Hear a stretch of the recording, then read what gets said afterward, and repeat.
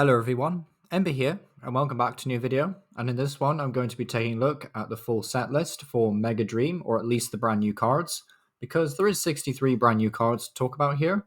And it does also bring the return of the Trainers Pokemon, which is really exciting, although I don't think many of these Pokemon cards will make too much of an impact on the format. There's maybe like one or two that are quite interesting and worth talking about, but for the most part, honestly, with it being a special set, there's not usually very many new like meta cards per se. There's not usually very many like impactful cards, but it's still 63 brand new cards that we can talk about, and it's more than you would expect from a special set like this. So yeah.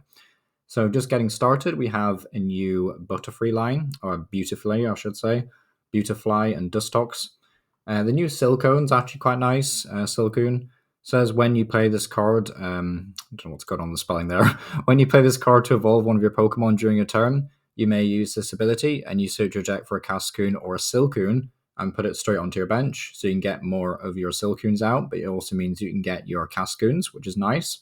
So it means you're not playing like a very awkward split for Wurmples, because that's usually a problem with these like joint stage 2 decks, is that you only have like 4 of the evolving basic. So the fact that you have this ability is quite nice. So what does the evolutions actually do? Well, Beautyfly is a bit meh, to be honest. Continues the trend of meh Beautyflies. But, if we ever get any, like, really reliable ways of bumping energy to your opponent's hand, or at the very least, making sure they always have energy in their hand, then, 80 damage is a pretty high modifier to work with. Two lots of energy is 160. That's pretty good. But at the same time, it is a very fragile stage 2. You don't really have any reliable ways of getting energy in the hand. So, yeah. I don't think this is going to be like a crazy, crazy card. Maybe in like Cube or GLC, it's a lot better, but in Standard, not so much. Then we have Dustox, which is okay. It's kind of like a companion piece to the Beautyfly. Once in your turn, you may flip a coin, and if heads, return energy attached to your opponent's active Pokemon to their hand. So in an ideal world, you maybe get like Area 0 out, you get like 4 Dustox on the bench, 4 Beautyfly in play, and you just try and work from there. But in all honesty, I don't see that being a very strong combo. Maybe for like a bad deck Friday style kind of deck, but overall, I don't have much faith in this guy, sadly. It's got some very nice artwork. I think the artwork is sick, but yeah, the ability is not particularly impressive. Then we see Entei, which is like continuing the trend of the legendary dog trio thing, all having like the exact same attack. Nothing's changed here. You're still doing, what's that, 120 damage? It's not enough really in this day and age. Like, Pokemon are just way too big for this to make much of an impact. We've got like 360 HP Pokemon running around. I really don't think 120 for 2 energy is really going to cut it these days. Like, maybe in a Charizard EX deck is like a nice little tech, but it also has a very high retreat cost, so you can't just air balloon pivot it around, which kind of sucks. So I think Chi-Yu remains like the better tech card for Charizard, but maybe still worth considering at the very least. Then we have Numel, always up for more camera up action, and this is a slight buff to the is it a slight buff? I guess it is like a slight buff to the Mega Camera Up deck.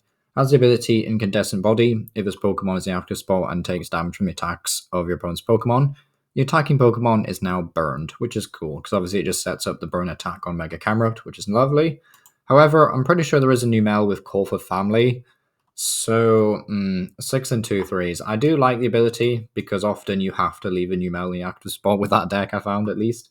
But like at the same time, that's it's a bit of a shame that you're relying on your own Numel to inflict burn. And we do have Volcanion and Volcarona to inflict burn, so it's an okay buff, but I don't think it's like a game changer or anything.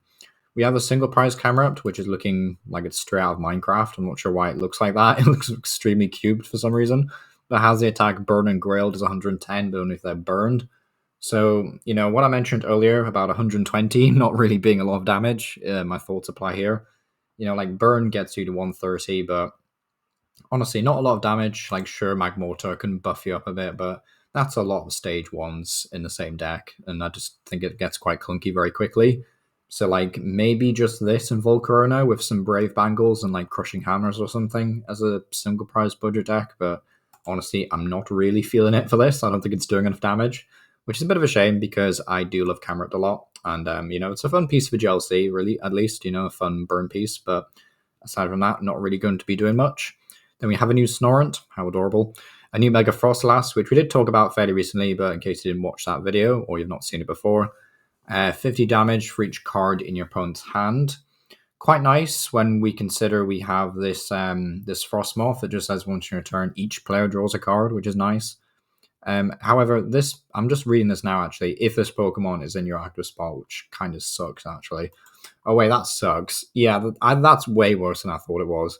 I thought you could have like several Frostmoth on the bench and just force your opponent to draw like 3 or 4 cards, which would be great if that was the case. But yeah, it has to be in the active spot. That's a bit rough. Maybe as a 1/1 line in the deck with loads of switches and air balloons, but just seems like a lot of effort just to try and do a load of damage. Like Absolute Snow, if you have Ignition Energy in your deck, you do 150, and your opponent's active is now asleep. Like that's not a bad attack actually if you need to lead into something else. But also like 310 HP is not a lot for a Mega. Yeah, it's kind of tricky to say because I don't think Metal's like particularly threatening in the format right now either. Like Duraludon's not done a lot recently. So like yeah, maybe Frostlass rather is worth talking about, especially when we have the Frostlass, of course, that can inflict damage counters on Pokemon with abilities. But of course, you're not going to want to play that with Frostmoth. So yeah, a lot of Frosters are going around here, a lot of Frostmoths and Frostlasses. But yeah, interesting card though, should be fun. Then we have a new Ends Vanillite with Core for Family, lovely. We have a new Ends Vanillish with Sheer Cold, which can just turn off your opponent's attacking, which is fun, I guess. So if your opponent doesn't have enough switches, then that could get really annoying if you have one of these on the bench. Honestly, it's really funny, the idea of just an End Zoroark copying the attacks of an ice cream cone. Just sounds kind of funny to me. Yeah, Ends Vanillix is okay. Lets you double the number of damage counters on each of your opponent's Pokemon. So if you're playing like a heavy Darmanian spread version of the deck, I guess. But still seems really clunky to fit a stage 2 line into an already fairly clunky deck, I would say. So like Ends Vanillish might just be the better option. But, you know, I do like Sheer Cold, actually. I think it's a pretty good attack. But yeah, Vanillix is sadly not the best. We do have the Snom and the Frostmoth that we mentioned earlier, which, again, I don't think is particularly great now that I've seen that you have to have it in the active spot. At the very least, you can attack with it. Like 90 damage plus moving energy to another Pokemon is actually quite good. But yeah, the ability is just a bit like whatever. Then we have a Glastier, which is, ooh, this is definitely a GLC piece. Definitely a GLC Q piece. Probably not even a good enough for GLC, actually. Yeah, definitely a Q piece. We do have a new Heliolisk, which, if anyone's seen my infamous video where I rant about how like Heliolisk never gets interesting or playable cards, we finally have a Heliolisk that might be able to be played as a deck, which is kind of crazy. So yeah, it's flip a coin for each energy attached to this Pokemon, and you do 70 damage times the number of heads.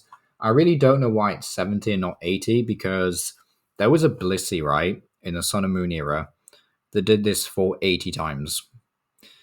Yeah, that was like 6+ years ago now. Like, what's going on here? Like, they're getting worse against single prizers, but yeah, kind of. I'm not sure how to feel about that. That might have to be its own video now. But yeah, the ability Frilled Lightning though. If you played Canary from your hand during this turn, you can search your deck for 2 basic Light Energy, attach them to this Pokemon. So that's how you get the energy on here, plus generators, of course, before generators rotate. So yeah, quite fun. Oh yeah, and Dynamotor on Electrike. So yeah, sounds kind of fun. Only problem is Canary is a bit rubbish. Like search your deck for 4 Lightning Pokemon. So like it does get you the board state that you might want, but at the same time, you're gonna have to play a Canary every single time that you want this to work, and then you're not even gonna do like consistent damage. So it's definitely going to be a bit of a meme budget deck, but you know, it's a new deck nonetheless. You know, there is plenty of new stuff to play at the very least. You know, even if this stuff ends up being like pretty bad, there's still things to try out, which is I think quite important when talking about new sets. Yeah, we've got a new Mega Electros, which we've talked about this a while ago. I don't think this one's very good, sadly. 60 damage to 2 of your opponent's Pokemon. It's whatever for 2 Lightning Energy on a stage 2. Like, it does have a lot of HP, which is kind of cool, but yeah, Split Bomb's not where it's at, I don't think. Unless you want to pair it up with, like, Frostlass. Disaster Shock, 190.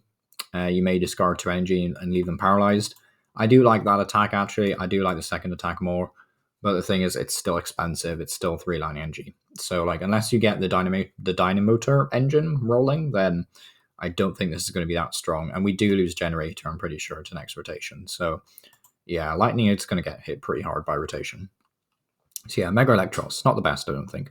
Then we have a Stunfisk, which is adorable. Does Retreat Lock, actually, and 30 damage for 1 energy, and has a sizable amount of HP for Retreat Lock Pokemon, so always worth considering. Next turn, you do 100 more damage. which isn't always what you want to do, funnily enough, with these styles of attacks. Like sometimes you actually just want to trap something in the active spot for longer periods of time, like not let them get KO'd and just let your opponent deck out. So in that sense, I wonder if this will actually see play because of that. But these cards are always worth like paying attention to. They do crop up in like competitive situations. So yeah, the artwork is also lovely with like the mangroves and stuff and the reflections of the trees. But yeah, I do like these attacks. They are worth paying attention to. Then we have an interesting Tapu Koko actually. Could be fun in GLC, I guess. First flight, you may use this attack on your first turn. Discard your hand and draw 5. Not super great in standard, I don't think, unless like you're looking for a cheap alternative to like I don't know, maybe you can't get a hold of a Budew or something weird for a deck, and you're just like, yeah, I need a new lightning support Pokemon. This seems okay. Like it's all right. Like it's all right if you're just starting out in the game or something, but yeah, maybe not the best for standard. Okay, now this is a really fun card actually. We have a new Team Rocket's Executor, which has the very fun attack Trikinesis. Flip 3 coins. If they're all heads, knock out one of your opponent's Pokemon. That's it. Like no setback, no downsides, 2 colorless energy. It's risky business. So of course you just play this with a 4 reverse energy, 4 ignition energy, and you just go to town. Before rotation, we can use Satu, which is cool. And after rotation, actually, we will have Wonder Patch still, but I don't think Wonder Patch will be enough for you. But yeah, Wonder Patch with a EXP share maybe in Crispin, but Trikinesis, still a very fun attack. Mark my words, I will be building this deck. This just sounds hilarious. Like, of course, you still need to get 3 heads. So, in the words of the Great Rug Trio, that's easier said than done. But yeah, I still think this could be a lot of fun, actually. And if you want to play regular Psych Energy, of course, you can still use Double Edge. But yeah, Trikinesis, very, very fun attack. Then we have Mischievous, which does have Ascension, which is worth it. You know that it's worth talking about if we ever do get a really good Mismagius. Unfortunately, I don't think the Mismagius EX that we've just gotten from Phantasmal Flames is very good. Like, it's okay. It's fun enough, I guess. It's serviceable. But, like, for the most part, it's just not really... It's just not really it, you know? Like, it's not the best. So unless we get, like, a really good Mismagius card or, like, something great, then I don't think this will be that impressive. But it's kind of interesting, I guess. Then we have a new Mismagius, of course, with Assassin Magic. Does 60 damage, and if they're affected by a special condition, you do 6 damage counters on one of your opponent's bench Pokemon. I think we've seen this attack before in the TCG, and it's just never really done anything. It's very cool artwork, actually. What could this be useful with? I mean, like, Brute Bonnet, I guess, but 6 damage counters is not a lot. Like, it's kind of cool at the very least you can do Ascension. Like, that's cool. But, like, I don't know if this is really that great. I'm aware that Mismagius EX also, like, inflicts confusion and stuff, so there's a bit of synergy there as well, but yeah, I don't know if this is really good enough. Then we get a new Rotom for Gadget Show. Like, I kind of like the Gadget Show deck in theory, but I do wish we had, like, a double colorless reprint of some description, because right now it just feels a bit rough with energy acceleration. We have a new Hops Phantom, which is kind of cool. I did not expect Hop to have a Phantom, but here we go. Hops Trevenant, sadly not very good. Can do 130 if any of your Hops Pokemon were KO'd, which is only like 10 more damage, 20 more damage more than Cramorant. So is it even worth it at that point? Like maybe you play like this with Zacian and Hops Double, get some cheeky KOs in the early game with this. Maybe I'm just like clutching at straws here because I really like Trevenant as a Pokemon and I really like Top Stack as well. So like maybe this is like something that I'll play in my own spare time, but you know, it seems kind of fun at the very least. Like these revenge style attacks are always fun. It's just they're not doing a lot of damage really. Then we have a new Spectre, which is I think this could be useful in GLC actually. Discard all energy from this Pokemon, place 12 damage counters on one of your opponent's Pokemon. That's a lot of snipe damage in GLC. So yeah, I would definitely be interested to see if that makes an impact. We have a Team Rocket's Diglett that could, in theory, if you got like 50 heads, just destroy your opponent and win you the game, which is funny. Team Rocket's Dug Trio with Plot Hole. Whenever your opponent's active Pokemon moves to the bench during their turn, put 2 damage counters on the Pokemon. I don't care. This card sucks. I know it's supposed to be paired up with Team Rocket's Tyranitar, but that's a rubbish ability. Like 2 damage counters. Really? It's bad. Right, we have a new Medicham, 7th Kick. Does 115. If you don't have exactly 7 cards in your hand, this attack does nothing. Not the worst, actually.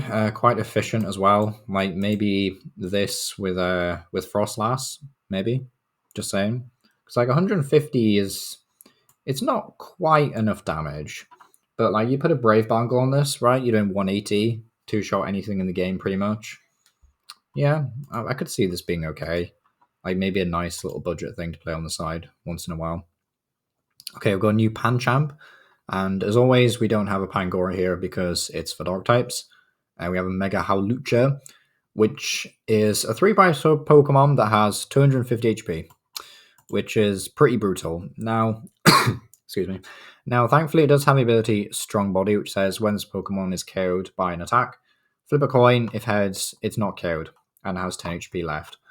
So, yes, I do like that ability. I like that ability very much. However, it still only has 250 HP, and its attack is... Like, how are we getting the energy on this in the first place? Like, Mega Lucario, maybe? 120, if there's a stadium in play, its attack is 140 more, then discard that stadium. Like, I would just think at this point, you would just play Mega Lucario. Like, I don't really see the advantage to playing this. Like, the ability is useful, the attack is... Yeah, I guess 260 is a lot. Like, it is a lot of damage, to be fair, but, like... Yeah, I guess like with a Premium Power Pro and like or like a Brave Bangle, not Brave Bangle, sorry, Maximum Belt, that could be okay. But yeah, I don't know how to feel about this. I really like Howlucha as a Pokemon as well, but that's a very expensive attack, very expensive. We have a new Cortosol line. I'm just gonna skip to the finale and tell you that this card sucks. 140 damage from your opponent's Pokemon. If you don't have 10 or more basic fighting your cards, discard power, this tag does nothing. You don't need to pay attention to this. Terrible, terrible card.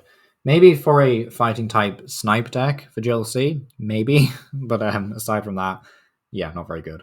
We have a new Okidogi, which is kind of interesting. 80 damage, 60 more for each prize card your opponent took during the last turn. So quite funny. You know, your opponent knocks out your Mega Lucario, and then all of a sudden you can settle the score and do a lot of damage. But yeah, I still don't think Okidogi's worth it, though. I think there's like better options. Team Rocket's Honchkrow, we talked about this in a community post, but discard any number of sport cards with Team Rocket and their name from your hand, and you do 60 damage for each card discarded in this way. Don't hate this, actually. Could be fun with Porygon 2, maybe Porygon Z, but it's a bit of a stretch. It's like a lot of pieces in the deck, but, you know, it's a fun card at the very least. It'd be interesting giving this one a go. We have a new Galarian Obstagoon line. Scar Shot is a lot of damage, but it's for a dark colorless, so you know, good luck getting the energy on here in time. Also, there is just a Raticate, by the way, from 151, still in the format, that has a very similar attack and is probably just better. So, yeah, you know, like it's not the worst thing in the world. Don't get me wrong, but it's just not great. Like it could have been way better. Then we have a new Scraggy, which is okay. Like Scraggy's all right. Choose a random card from your opponent's hand and discard it. That's nice. Mega Scrafty, 330 HP, which is pretty good for Stage 1 Mega. Has the ability Counter Cowl if this Pokemon is in the active spot, and when it takes damage from attack from your opponent's Pokemon, place 5 damage counters on the attacking Pokemon. I mean, we've literally just seen this in Rugged Helmet, and that's for like 4 damage. So could stack 9 damage counters just from recoil. That's not bad. Outlaw Leg does 160 for 2 Dark and a Colorless, though, which is kind of expensive. Choose a random card from your opponent's hand to discard it, and discard the top card of your opponent's deck as well. So, like, people have been pursuing Arbok EX because of, like, the potential there. So, maybe this is worth it. You know, like, I'm not sure how you're getting the energy on there in the first place. Like, people are going to have to work out how do you even get energy on this guy. But if you can do it, right? If you can do it, maybe Crispin, maybe. But I think overall the ability is interesting enough and the attack is good enough for me to want to try and make this work. I think Frostlass is probably a bit easier to play, but yeah, it's an interesting card though. Then we have a new Pangora. Are you any good? If you have any Pancham on your bench that has damage counters on it, okay. This attack does 200 damage for 2 Dark and a Colorless. Bit expensive for how much you're doing. Pekarunt, interesting ability, but the card's attack actually sucks. Like, it just sucks. So, yeah, it's a shame. I do like the artwork, though. The artwork is lovely. Maybe in cube. It's a cube piece, right? We've got a new Pawnyard line. Cool. What does King Gambit do? Attacks used by his Pokemon deal 30 more damage for each prize card your opponent's taken. Oh, I see what they're doing here. So this is, we have Charizard at home, basically, and then 180 for Double Edge Slash, and 50 to yourself. Interesting. Again, not sure how you're getting the energy on there. I'm guessing like in a Matang box with like Heatran or something. That sounds really clunky though, but like you could in theory make something of this. I guess it's only 2 energy at the end of the day, but I don't know. Still feels like we're waiting on a really good King Gambit card because this ain't it. Like it's not bad, don't get me wrong, but I think it could be way better. Then we have a new Dragonair, which is kind of relevant for Dragonite EX if his Pokemon has any energy attached to it. Once your turn, you can search your deck for an evolution reveal and put your hand. Quite nice. Rayquaza is rubbish. It's alright in GLC, actually. This is like an okay GLC card, I think, but overall in standard, I think Rayquaza is rubbish. End Zekrom, probably the best card in the set, actually, which is, yeah, a bit crazy, really. It gives the Ends deck 2 things that it's kind of been missing. It gives it Shred, so it can get through walls and Mimikyu, which is cool. And it also just gives it a flat beat stick attack. Like that's like the one major complaint that a lot of people have with the Ends deck is that you really just don't have a big move. You have like a retaliation move after you've been damaged. You have a spread move. You have like the 170 tickle basically from Reshiram, but you don't have anything big. This is big. Like 250 is a lot. So yeah, I could definitely see this like bumping Enzork up a tier or something. I don't know if it makes it like S tier broken yet, of course, but I do think this is a very, very good card and definitely one of the better cards in the set, if not the best card. So we have Noibat, cool. Moving on, we have Noivern, Agility, who cares? Enhanced Blade, 70 damage. Has a tool card attached to it. It's 140. Who cares? Who actually cares? Like 140 damage for 2 different energy. If you have a tool card, like, are you having a laugh, my boy? You're not even 2-shotting Megas at that point. Like, that's hilarious. All right, moving on. Light Ball, very funny card. Attacks of his Pikachu EX. It's called. This tool's attached to do 50 more damage. I'm assuming that includes Terra Pikachu EX, right? So you can actually do 350 and knock out Megas. I guess that's kind of what they want to do here, which is kind of funny, I guess. Like, a bit bland, honestly. Like, I do kind of like it when they do personalized tool cards and stuff, but this one just feels a bit bland. Thick Scale, this not Ends Pokemon, don't make the same mistake I did. This Dragon's Pokemon takes 50 less damage from the attacks of Grass, Fire, Water, and Lightning. So if any of those types become relevant, then Dragapult just gets another buff, basically, which is disgusting. Like, Dragapult did not need any more help. So here's Canary for Helios. Yeah. You got to discard a card as well. Bleh. Probably for GLC, though. Probably GLC. Surfer is literally just a reprint. Not sure why that's here. Anthea and Concordia. This card is just dumb. Like, no one is pulling this off. Like, maybe, yeah, for a YouTube video and it's funny, but, like, this is not a broken card, by the way. Like, you need all of this stuff in play. And then after you get a KO, yeah, you take 3 extra prize cards, but still, like, yeah, it's not a great card. Like, it's too much work. Like, it will be funny, don't get me wrong, when it works, but I don't think it's a very good card as is. Also got Nightmine. Attacks used by each Terra Pokemon in play. Both yours and your opponents cost 1 color more.